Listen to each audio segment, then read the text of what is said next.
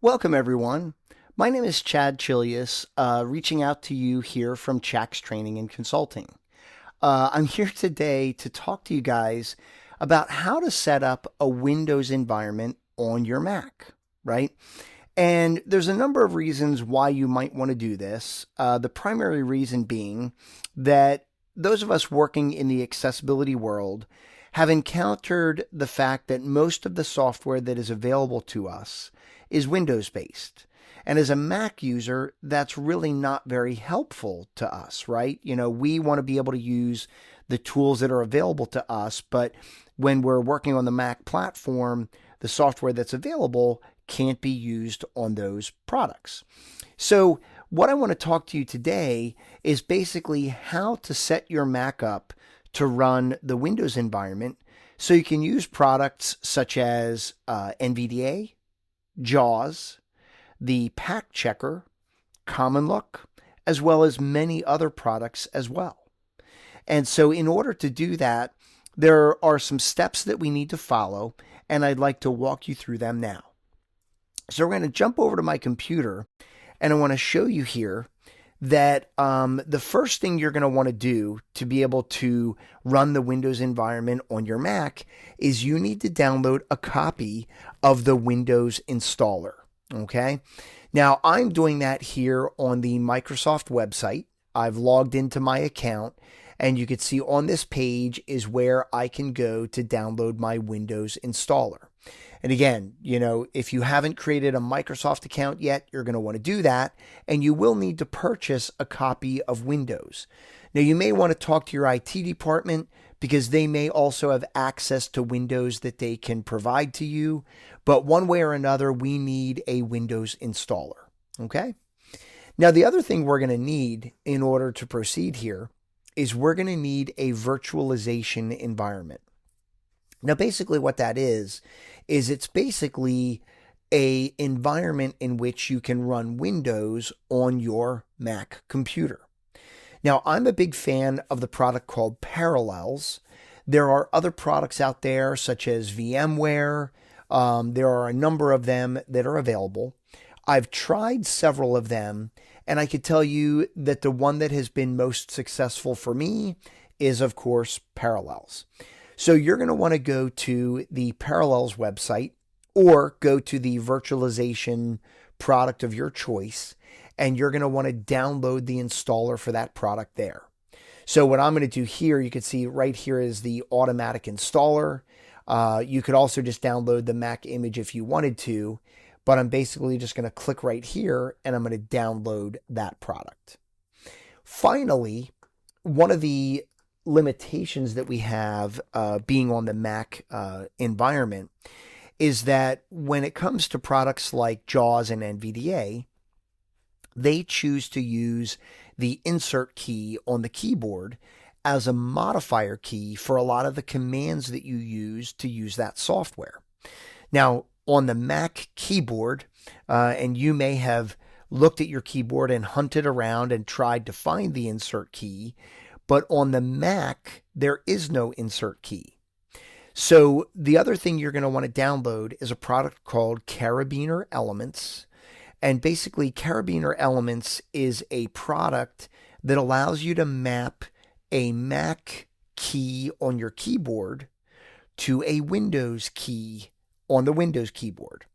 And again, the big solution here for us is that we're going to map one of the keys on our keyboard to the insert key.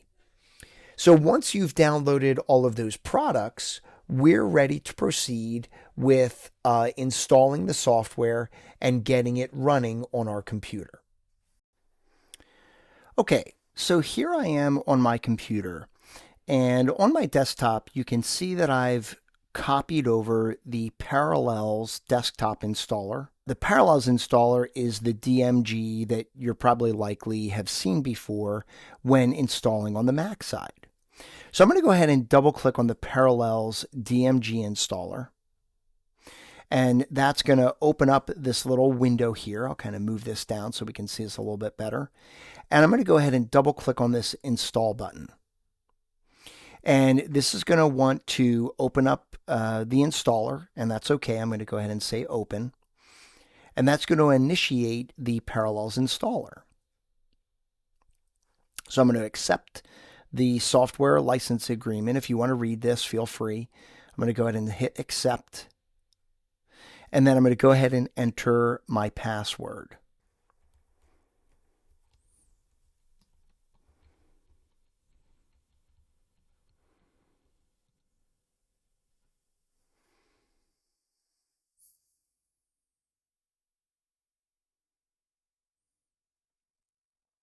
So you'll have to allow some of the permissions here. And then when you get to this section here, we're probably going to have to allow some further permissions. So I'm going to hit allow, and I'm going to keep hitting allow. You can see that it wants access to your desktop folder, your documents folder, your downloads folder. So we just granted it permission to do that, and I'm going to go ahead and hit finish. And now Parallels is starting up, right? So if you have purchased Parallels, you likely will already have a Parallels account, right? So if you do have an account, you can go ahead and say, I have a password, and then you can go ahead and enter your Parallels credentials.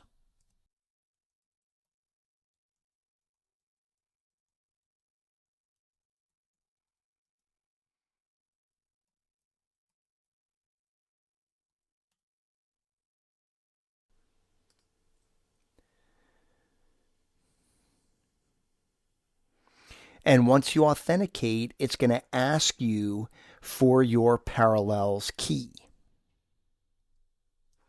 So I'm going to paste that in, and I'm going to say activate.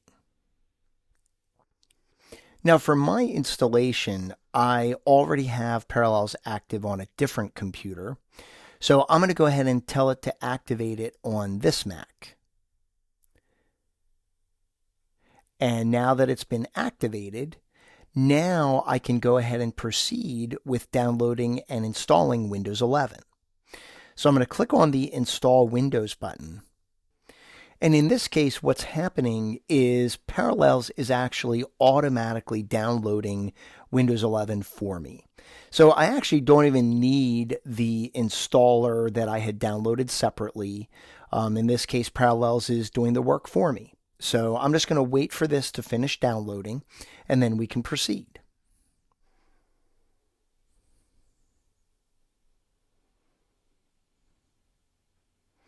So once Windows 11 is finished downloading, now Parallels is kind of taking over, right? And so I need to give it permission. I'm going to tell it to allow access to various elements of my computer.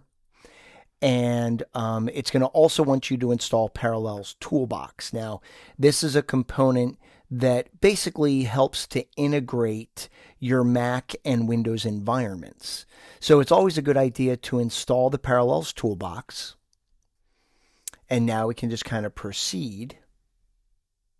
It's going to give you some tool tips, some little tips on how to leverage this product. And you can just go ahead and click through this. And then, when you're finished, we can just go back to the installer. And I'm going to go ahead and click done. And now you can see that Windows is finishing up its installation. Now, it's important to understand that when this is finished, you're also going to need the license key for Windows 11. Right. So again, we're assuming that you've already purchased Windows 11. You've gotten the license key or the product key. And when this is finished, you're going to have to plug that in as well.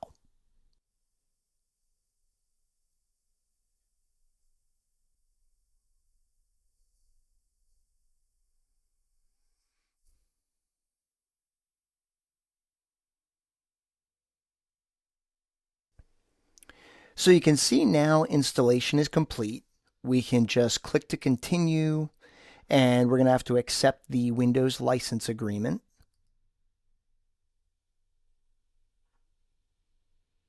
You might need to scroll to the bottom to pretend you've read it all. There we go. And now you can see Windows has been successfully installed. This is just opening a browser window. We can close that, and you can see that right here is your Windows environment. You could feel free to resize this window. By default, it opens in a smaller size, but you can make this, more easy to work on and adjust it accordingly to how you would like it to appear. And that's pretty much it. So now you have Windows installed on your computer. At a later date, Windows may ask you to enter your product key, and that's something that Windows is going to do automatically. But for now, our Windows environment is installed and ready to move on to the next step. Now, once you have Windows installed within the Parallels environment, you can begin installing Windows applications on your computer. Now, I've gone to the NV Access web page in a browser in my Windows environment, right? And I'm going to go down here to the bottom, and I'm going to go ahead and click the download button to download NVDA on my computer. Now, I'm going to come up here, and I'm going to open that, and then this is the installer for NVDA. Now, again, Windows, Mac installers are very similar. Typically, Windows installers are a .exe file, where on the Mac they're DMGs. They're really very, very similar, right? Now, when I launch this installer, because this is assistive technology, it is going to guide me through the process, and I'm going to hear it voicing to me during this process. So just keep that in mind as we're walking through this. So I'm going to go ahead and double click on this to initiate the installer.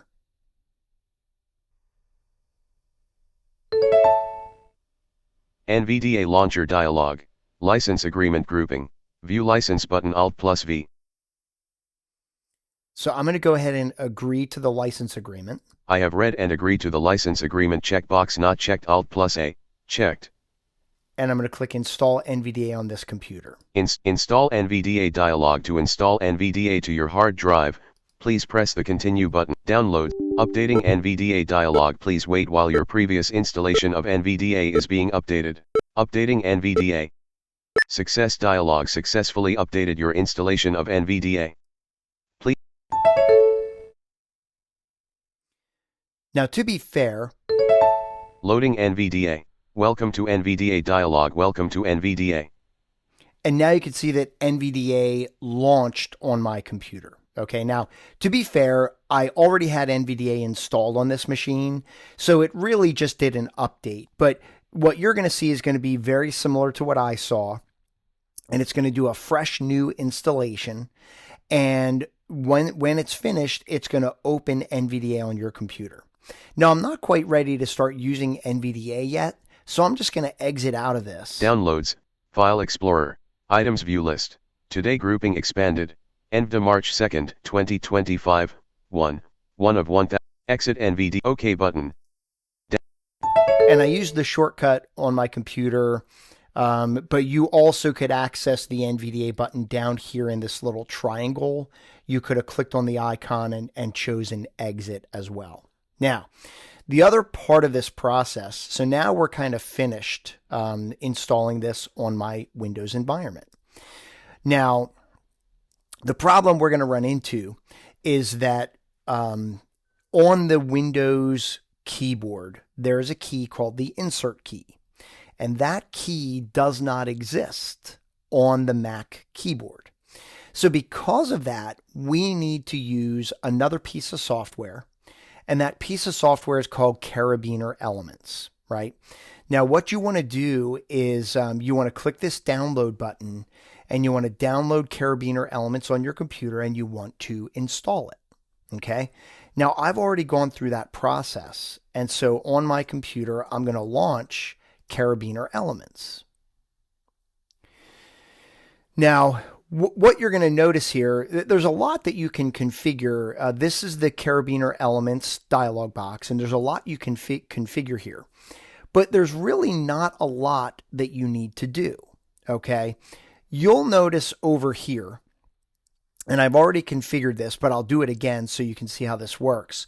But what I did is I configured the right option key on my keyboard to map to the insert key on a Windows keyboard, right?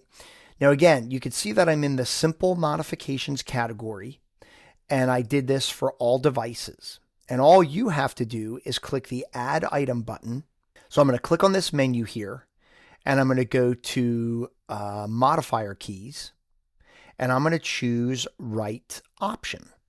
And then in this second menu here, I'm going to click on that, and I'm going to go down to Keys in PC Keyboards. And here you will see the Insert key, right? Now I've entered this in here twice, which I don't need. On your computer, you'll have it in here once. And what this basically does, Carabiner Elements is going to intervene as you're working, with your software. And this is going to allow you to basically use the right option key on your keyboard, and that'll map to the insert key on a Windows keyboard, right? So I'm going to delete one of these because I don't need both of them, right? And now I can go ahead and close this, right? And so if I were to go to, I can open a PDF file if I wanted to. I can open up a website. It really doesn't matter. I'm just going to go to, I'll go to the Carabiner Elements web page. Okay, so here's the web page. And then what I'm going to do is I'm going to open NVDA on my computer.